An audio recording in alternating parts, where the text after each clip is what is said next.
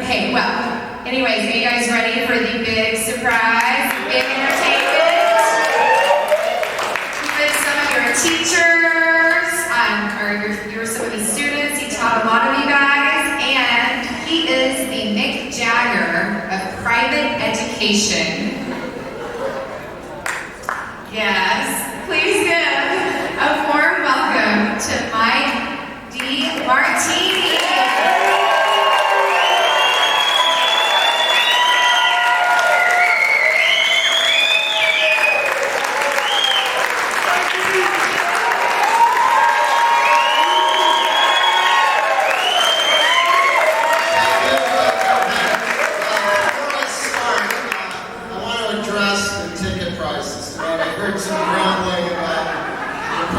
Tickets, and I want you all to know that once we cover the rather considerable expenses in putting this thing on, any money left over tonight goes to charities.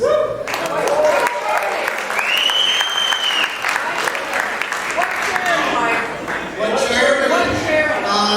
Thank you for asking. I picked a needy family in the San Fernando Valley.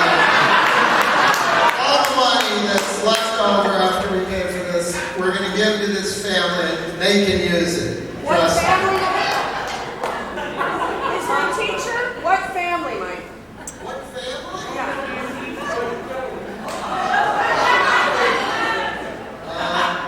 The D. Martini family.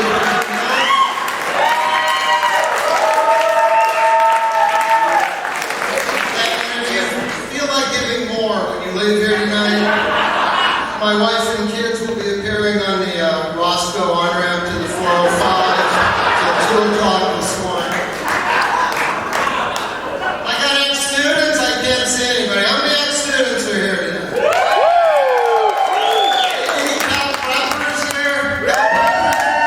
Any Mounties, Montclair money? I got any crispy seltzer? Yeah. Okay, how about Central City? Jaguars? Any Jaguars? Okay, well, I'm glad all my students came, or a lot of you, but I don't want you to worry, because tonight we're not in school, and tonight I'm not the teacher. Tonight is my D. Martini, regular guy. So, can you sit up a little bit over there, please? Are you chewing gum? Are you stoned? Everybody get out a piece of paper. You don't have it.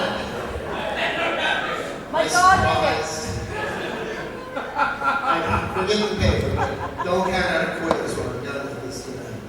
And it's probably a good time now that I explain my bathroom policy to you guys. You're adults. Don't worry. If you have to go, you just go. Don't leave your seats, please. Just stay there. I taught 15 years in an all-boys Catholic school. I taught all 17 and 18-year-old boys, and I discovered there were basically two kinds of 17 and 18-year-old boys. You got the ones who ate the paint off their cribs. And then you got the ones who ate the paint off their cars. Neither kind paid any damn attention to me. Nobody listened to me. And at Crespi, the boys' Catholic school, my principal was a priest, and one day he called me into his office and he said, "Mike, I want you to teach like Jesus taught." And I thought, great, I won't shave, I'll wear sandals, and I'll hang out with hookers. And I can't define what he really meant. Mike, make the blind see. Mike, raise the dead. Mike, work for free. And at the Catholic school, we had a priest who taught marriage in the family. A priest taught marriage in the family. It's like having Stevie Wonder teach driver's training. But I like the priests. I like them, and I tried to help them. And if you've glimpsed the news in the last 20 years, you may have noticed that priests are having a wee bit of trouble keeping their vow of celibacy. And I found the perfect method for keeping priests celibate. Let them marry and have kids. It did it for me.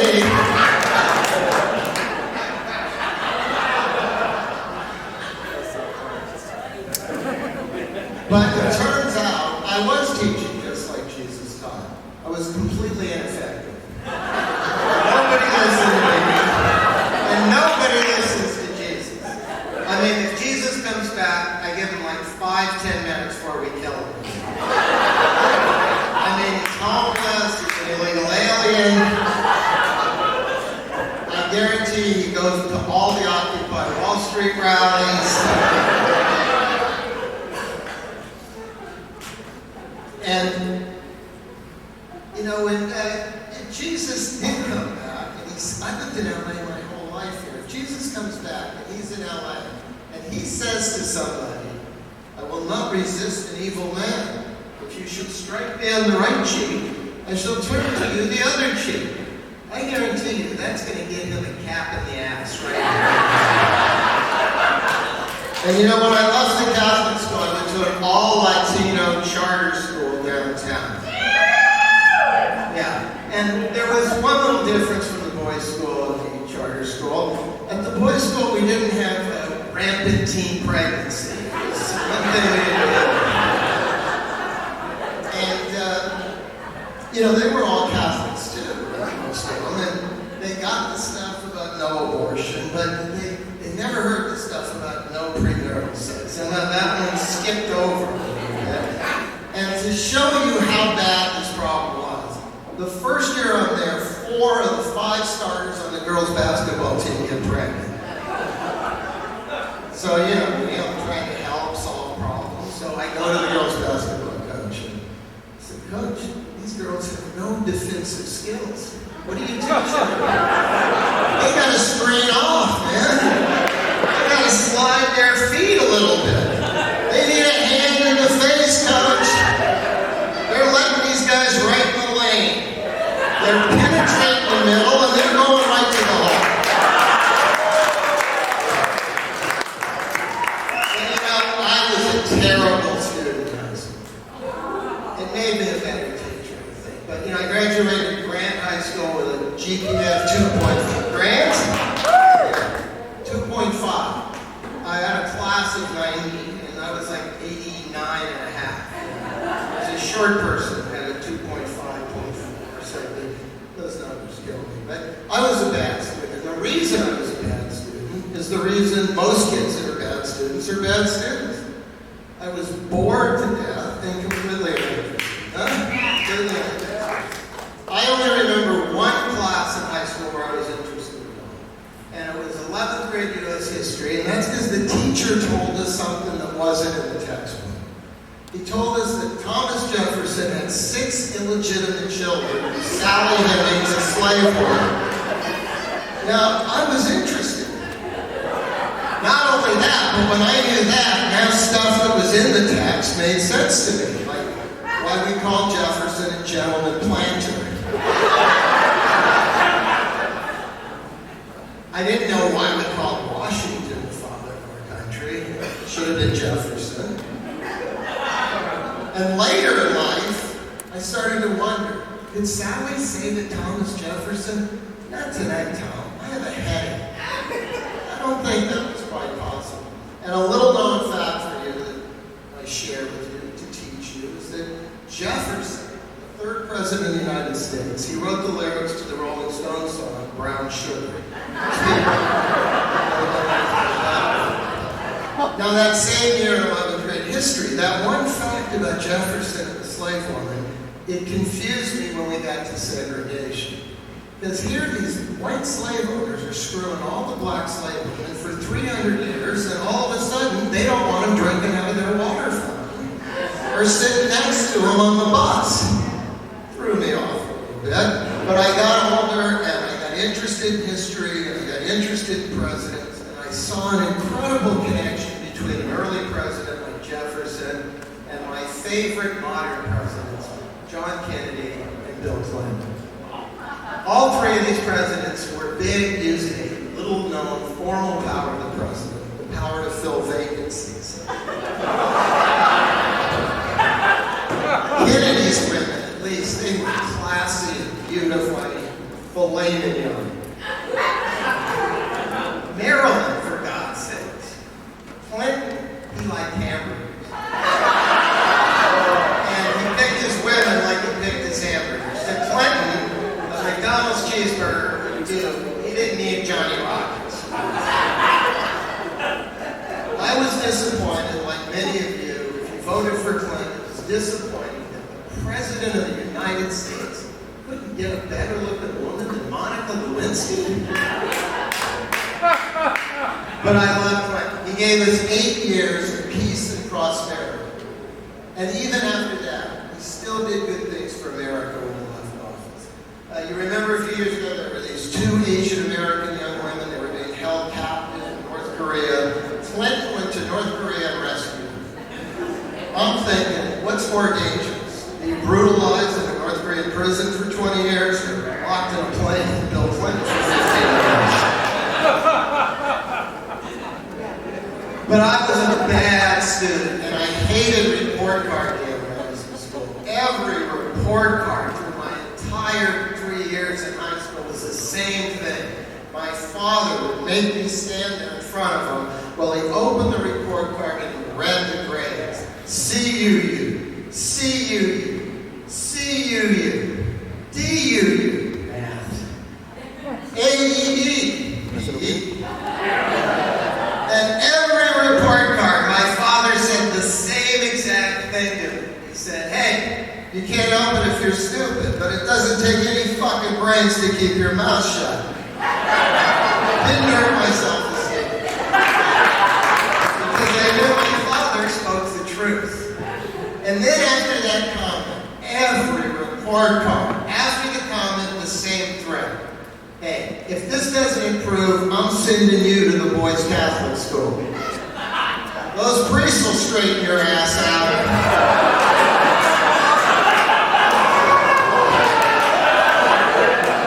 I don't think my father understood the literal truth he spoke. You know, I finally graduated high school and I went on to an institution of higher learning. Wow, I went to Valley College. Woo! But my father went to the 8th grade, so he thought like Valley College was on par with Stanford. You're in college, so that was okay with him. But in college, I caught fire. I was interested. I loved to go to class. I worked hard, and I graduated from UC Santa Barbara with a 3.8. And that included a year as an exchange student in England. And I didn't really want to study English, but I was on the campus at UCSB one day, and there's this sign on the building that says, hey, want to study abroad? Study abroad? I wanted to major in that. So I go in, thinking maybe there's pictures. Next thing I know, I'm a student in England at the University of Birmingham on the UC Education Abroad program. And I say, well, at least I'm in England. I don't have to learn a new language. Wrong. Winston Churchill said that the American and British are 2 people divided by a common language.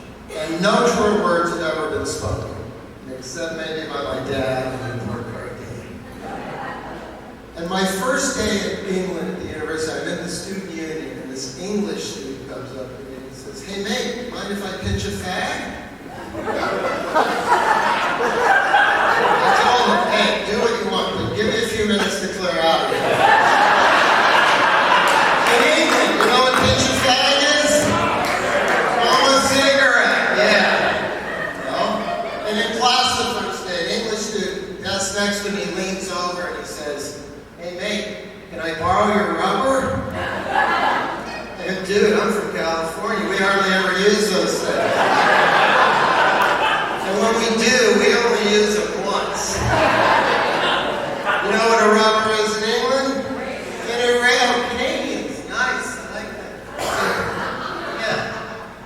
And then in the men's room at the University of England, they had a condom machine. We didn't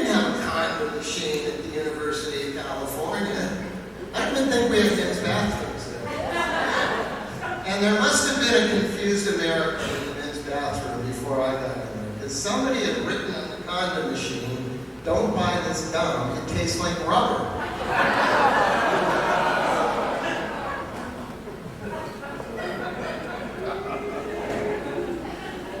Condom machine.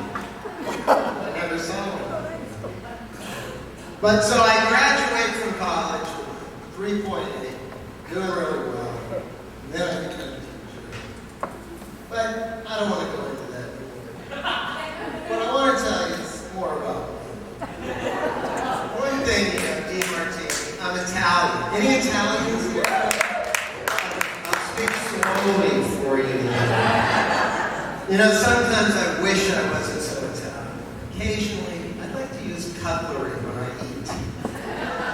But my father, he instilled in me a sense of pride in my Italian heritage, and I still carry that with me today. That's why I won't eat at Burger King. In fact, I have a lawsuit against Burger King. The Whopper? The Whopper? Hey, at least it takes 2 hands to handle it. But what other minority could you berate on your fast food menu? You're not going to have wetback wedges, chicklings, nigga nuggets, not going to happen. And, I just had my 60th birthday yesterday. I hope it's not the last one that gets you 0, but, you're never sure. And I'm getting older. And, when you get older, you have to adjust to getting older. And the first thing you notice is that you can't read anything without your glasses. I need glasses to read it. My eyes are still good, but my fucking arms are too short. And you get older, about 50, you start to put on weight. It was unknown, and you have to start to diet. And when I was 50, I didn't know I'd diet. I'm 60 now. I know how to keep my weight down. I think I'm looking pretty good for 60.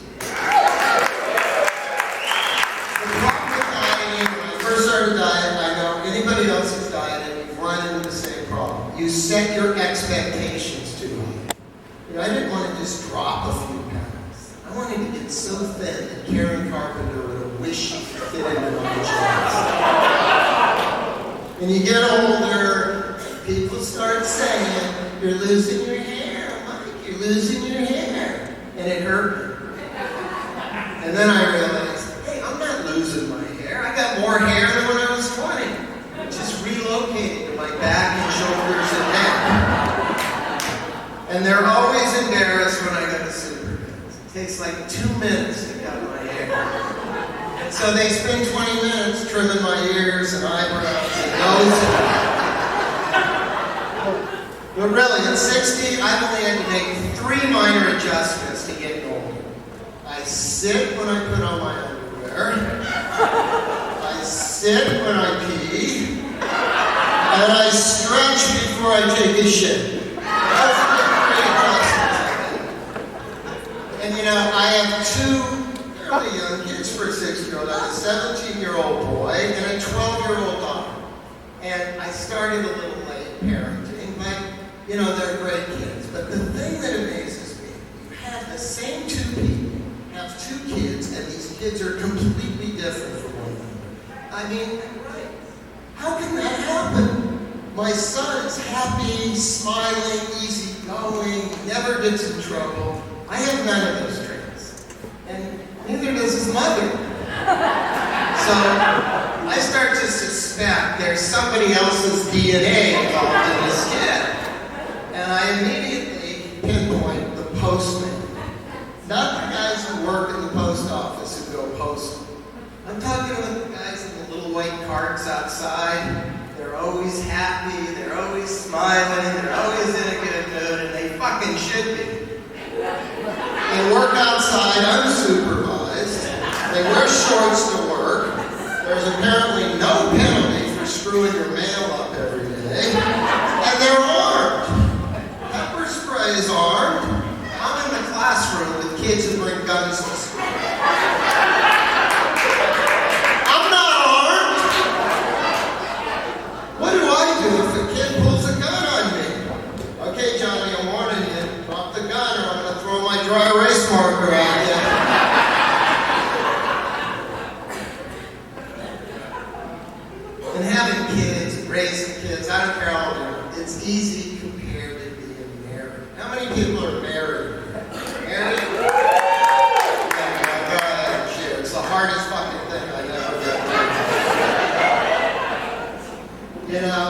hard. It's no accident that the average marriage in California only lasts 5 years. It's amazing it lasts 5 years. I've been to marriage counseling, I've been to therapists, I've tried to work it out. It's impossible. And I figured out after all these years why it's so impossible. Because men and women shouldn't be together. We're totally opposite. We're too different. You shouldn't be together. And I have boiled down this difference between men and women to make this clear to you into two pretty good examples, I think. Here's the first one. A woman walks by my wife, me, and my wife says, "Did you see what beautiful skin she has?" It's no fucking skin. I've been around a lot of guys. I never saw a guy say, "Oh man, did you see that chick? Did you see what little pores she has?" What I have learned in marriage is don't say what you're really thinking to her. What I'm really thinking is her skin, I'm still looking at her tits. But the best example of all, the greatest difference between men and women, and I don't think there's a better example than this, and I think it bodes well for men, I think we're a little bit happy with ourselves, is this. You see abs. Women with small breasts want them enlarged. Women with big breasts want them reduced. Men with small penises want them enlarged. There is no ad for penis reduction. No man. I don't care if it weighs 50 pounds and drags on the fucking ground. No man in the world wants to make his penis small. You will never hear a man say, "Yeah, I had to go for penis reduction surgery. My back was fucking killing me. It got in the way every time I tried to do something." Or, I just got tired of the unwanted attention. Will never happen. But now I'm older and I find there are huge advantages and good things about being older. When I was young, I let everything bother me. I was annoyed all the time. Everything bothered me. Now, I don't sweat the small stuff. Very little annoys me. A few things annoy me, but these are big things. These are not little, these are a few major things. And if you're not annoyed by these, I'd go check yourself a little bit. Things that waste my time annoy me. And the biggest waste of time is having kids. It takes 9 months and the only fun's conception. And that takes 20, 30 seconds. And that's if you're being sensitive to the needs of your partner. And the law annoys me. Wise man, yeah, lawyer, judge, okay, plaintiff. The accused is with us. The law. In California, it is currently illegal to attempt suicide. You try and kill yourself, you fail, they arrest you and put you in jail. That's got to cheer you up, huh? Does that make any sense to you? Why don't we make attempted suicide a capital crime? You try and kill yourself, you fail, the state executes you. That makes sense. Jerry Garcia fucking annoys me. I know he's dead, and I'm grateful. But how the hell did Jerry Garcia get in the tie business? Not just any tie, $50 ties. And I don't remember ties being part of the 60s hippie culture.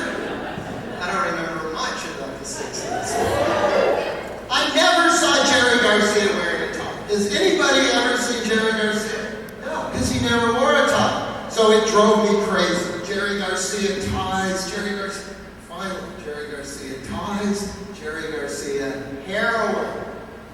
When you're a rich rock star, you can afford a $50 tie when you shoot up. And the French annoy me. When you go to France, the French expect Americans to speak French. Hey, I don't remember us having to speak French in 1944, 45. And don't the French understand if it wasn't for American French would all be speaking German now? And what about this thing the French invented? The bidet. You know the thing? You rent a hotel room in France, and you go to the bathroom, there's two fucking toilets. And one's too wide, and there's no seat cover on it. They invented it. It's a bidet. And the sole purpose of a bidet is to wash your genitals. Yeah, well, I've been on a bus with the French, and I think they should have focused on washing their armpits. And Tupperware annoys me. You know, when I was a kid, my mother kept all our food and this stuff. Then I go to college, and I find out that tup is an old English word for fuck. Shakespeare, Othello. Even as we speak, the black ram is tupping your white ewe. Sound like we should be keeping our food in this stuff? It's a much better name, Tupperware, for a condom. And I hope you're getting some insight on what might go on at these Tupperware parties your wives go to. Yeah, Tupperware. That's incredible. And Superman. It's been annoying me since I was a kid. I mean, Clark Kent and Superman, it's obvious they're the same fucking person. How can we suspend our belief like that? The glasses. Here, let me show you. Clark Kent, Superman. Hey guys, put glasses on and cheat on your wife in front of her. See if she doesn't recognize it.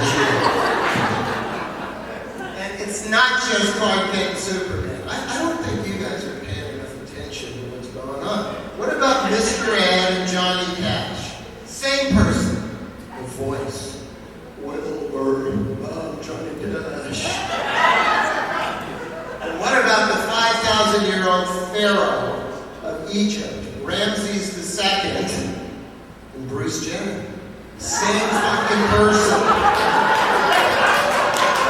You ever see them at a party together? And even today, I mean, people, are you looking at the news? Cover of Time magazine. The 28-year-old new leader of North Korea, Kim Jong-un, and Chaz Bono. Same person. Hey, don't be surprised if you see Kim Jong-un on Dancing with the Stars. That's all I'm going to say. And the Girl Scouts of America, they annoy me. Am I the only one who clearly sees that the Girl Scouts are a terrorist organization dedicated to undermining America? You know how many fucking Americans die every year eating those damn cookies? It took me 20 years to realize that Thin Mints don't make you thin. You know, where's Homeland Security when you need those guys? You think we'd let Al-Qaeda stand out in front of Ralph's and raise funds? I don't think so. It's just a body piercing. These fads that came in, they drive me nuts. I had this boy in class. I look at his mouth and all his front teeth are chipped. So I look closer and I go, do you have a tongue stud? And he says, yes. Why the hell do you have a tongue stud? He says, for better oral theft. I look at this kid and I go, I can't believe you can bend over that far.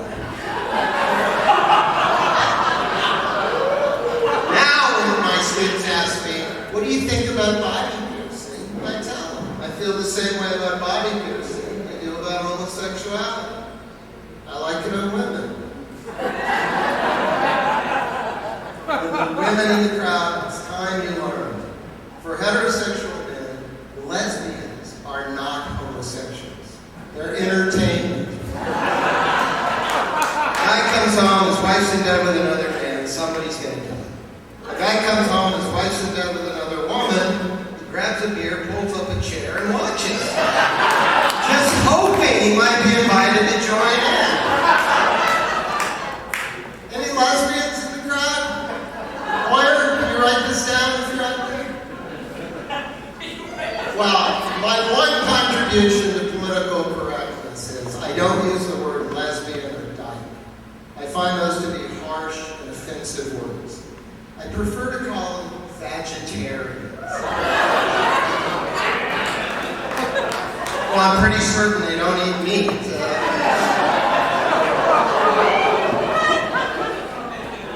And shaving. We got this craze with shaving going on. In Crespi, I have this deadly athlete in my class. He's wearing shorts. I look at his legs, and I say, "Did you shave your legs?" And he says, "It helps define my calves." I say, when I went to high school, the girls didn't even shave their legs. And ladies, what's with this pussy shaving? What's with this Brazilian wax? Why would we want our women to look like 8-year-old girls? Don't you know you're helping the pedophile problem in America today with this kind of crap? And it's not just that I like them hairy. It's that if God didn't want hair there, he wouldn't have put it there. And I guarantee you, if God's a woman, she does not shave her pussy. In Las Vegas, it annoys me on several levels. I don't even go to Las Vegas anymore. Las Vegas is a Spanish word for, hey, where the fuck's all my money? And the only thing that stays in Vegas is your money. What doesn't stay in Vegas? Herpes doesn't stay in Vegas. But the main reason Vegas annoys me is because they favor alcohol drinkers and they persecute pot smokers. Any pot smokers here? Yeah! Oh, I thought you all went swimming before you came here tonight.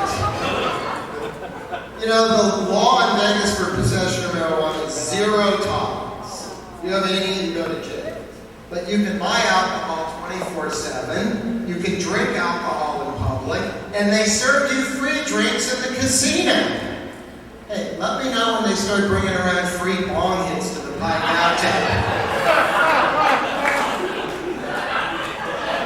And the reason they discriminate against pot smokers in Vegas is pretty obvious to me. Drinkers go to Vegas, they go to the casino, they get drunk, they lose all their money. Pot smokers go to Vegas, they go to their room, they get stoned, they get paranoid, they don't leave their fucking room. The last place a pot smoker wants to be is in the casino.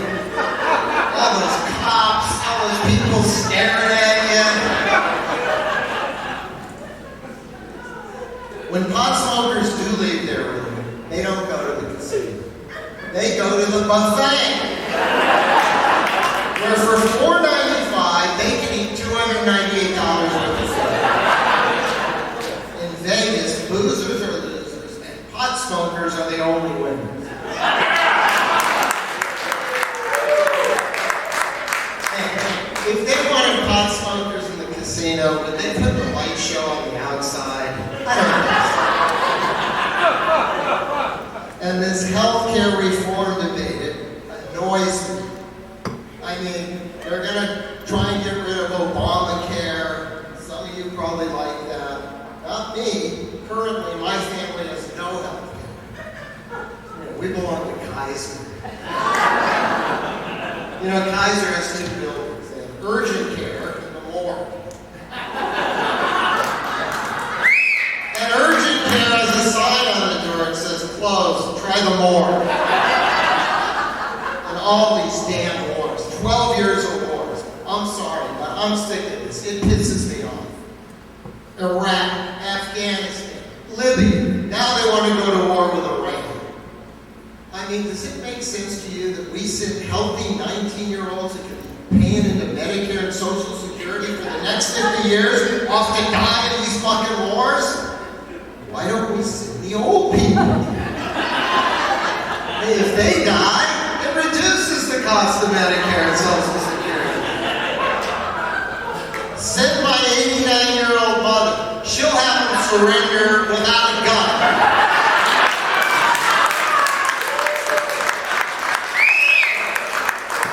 Saddam, you never called. Saddam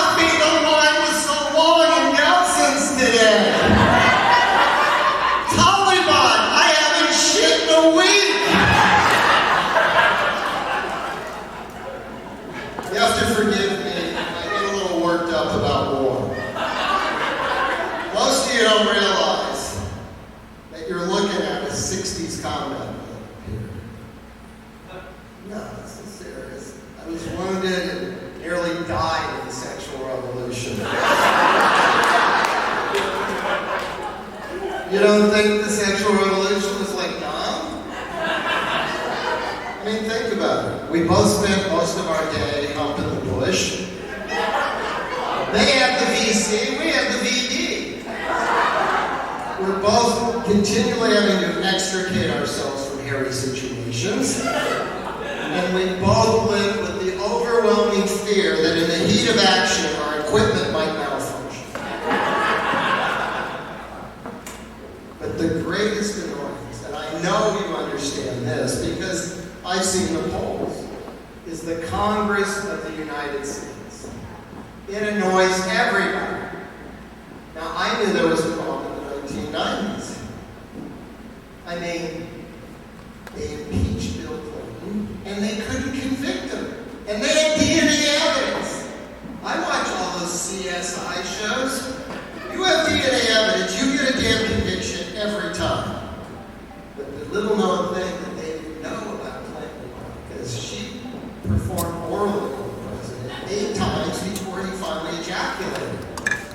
If the Congress had done their homework, they would have known instead of pursuing this piddly charge of perjury, they had 2 big charges that would have been slam dunk convictions: withholding evidence and obstruction of juices.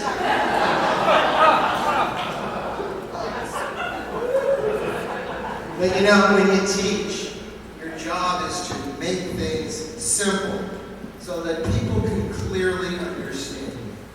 And I've done this for you with Congress. I'm here to teach you. And if you want to know what Congress does, I'm talking about the 112th Congress, the current Congress of the United States, the members that you elected to Congress.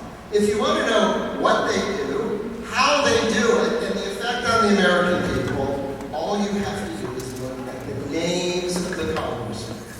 These are the actual names of the members of the 112th Congress. You have Payne, Pitts, Platts, Flake, Corker, Crapo, and of course, Akaka. Who, Hatch, Wriggle, Wrangle, Fudge, Doggett, Shock and Borrow, Hurt, Lynch, Slaughter, and Capture, using Dick, Dicks, Cochran, Frank, Franks, Franken, Peters, 6 Johnsons, 2 Boners, a Lance, a Dingle, a Blunt, and a Harry Reid.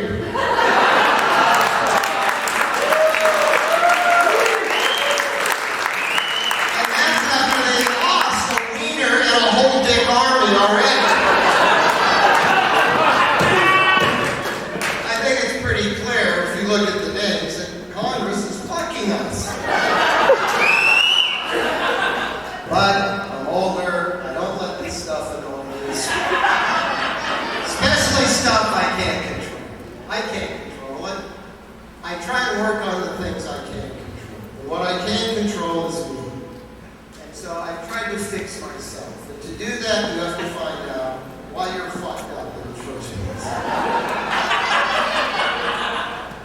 Then I concentrated on why I'm fucked up sexually.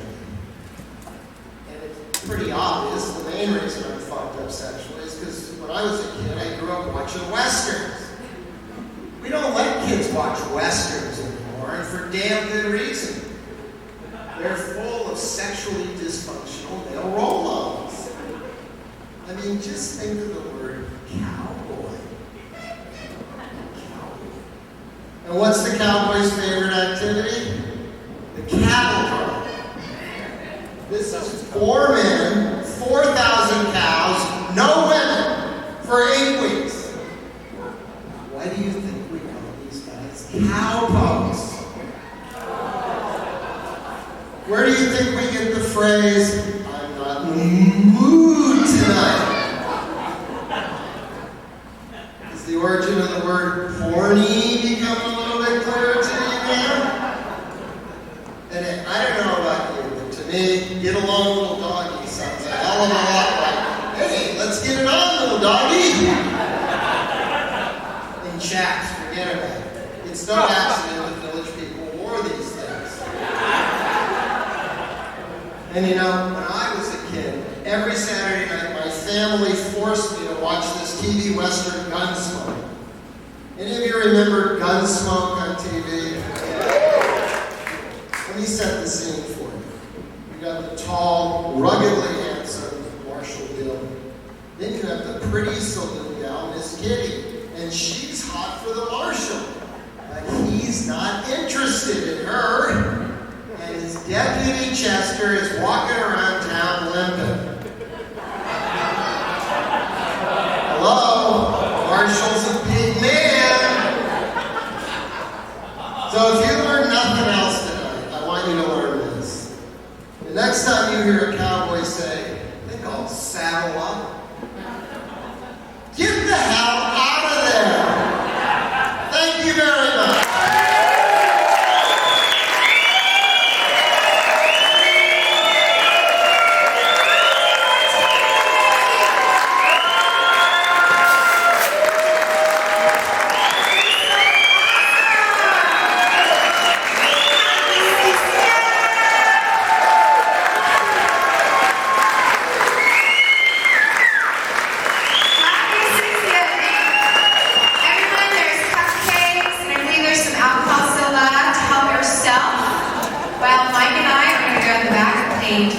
Student. There it is. Thank you guys so much for coming out and celebrating his 60th birthday party. Have a great night, guys. Jamie, how are you? Thank you very much. Thank you very much. Thank you. It was fun. I get to let my face and stuff. How you doing? Good. Yeah, good. I'm in Century City. Thank you for coming. Yeah, we appreciate it. I sent you the thing. It was on an attachment. Did you open the attachment? Well, it's great to see you. Hi, Greg. Too funny. Oh, good. We're pitching there. Yeah. Right, great. Well, thank you. I feel great. He's such a Tracy, you are? I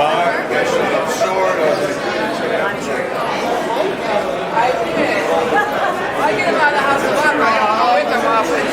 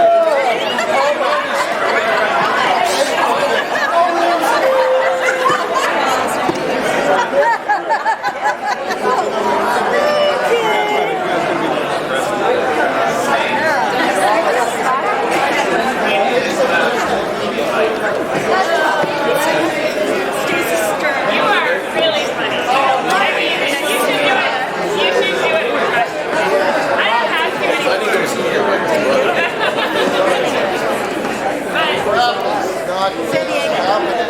They're all Chinese. I talked to So what's the difference?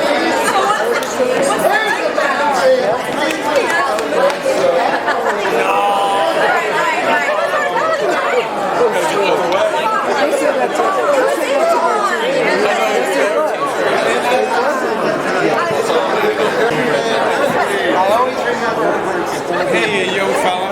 Could be, huh? I think he's really half Dutch. Half. Your name. Mostly his dick. Lower half. You could be a always busy. Okay, I know. Busy. Oh, yeah.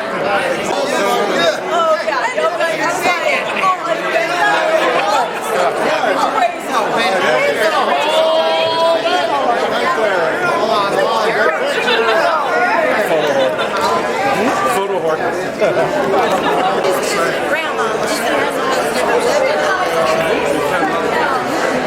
And Dave's here too. Here we go.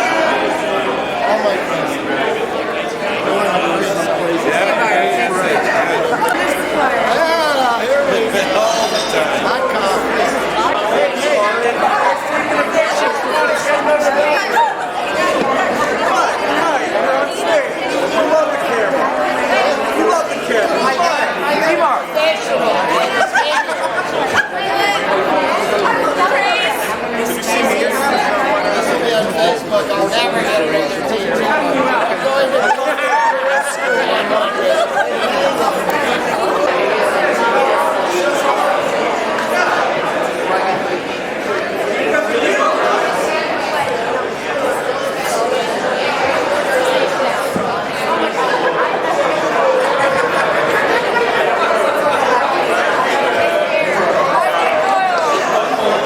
Thank you for. Oh, you're leaving? Oh, the two Vanessa. I know.